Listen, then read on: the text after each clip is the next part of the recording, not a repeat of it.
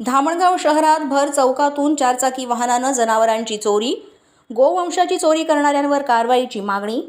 विश्व हिंदू परिषद, बजरंग दल, राष्ट्रीय गोरक्षा मंच आणि गौसेवा समितीच्या कार्यकर्त्यांची पोलीस ठाण्यात धडक। धामणगाव रेल्वे येथील छत्रपती शिवाजी महाराज चौक परिसरात यापूर्वी देखील गायींची तस्करी होत असल्याचे प्रकार उघड झाल्यानंतर पुन्हा 28 जुलैच्या रात्रीला एका पांढऱ्या रंगाच्या चारचाकी वाहनामध्ये 2 ते 3 जण 2 जनावरांना बळजबरी कोंबत असतानाचा व्हिडिओ व्हायरल झाला। याबाबत अनेक हिंदुत्ववादी संघटना आणि गोरक्षक समितीच्या कार्यकर्त्यांनी संतप्त भावना व्यक्त करीत घडलेल्या प्रकाराचा निषेध व्यक्त केलाय। तातडीनं या चारचाकी मालकाला शोधून त्याच्यावर कठोर कारवाई करावी, अन्यथा आंदोलन करण्याचा इशाराही त्यांनी दिलाय। या गुन्हेगारांचा त्वरित शोध घेऊन कारवाईची मागणी कार्यकर्त्यांनी केली आहे। मराठी 9 न्यूजसाठी चेतन परहडके, धामणगाव रेल्वे ग्रामीण प्रतिनिधी।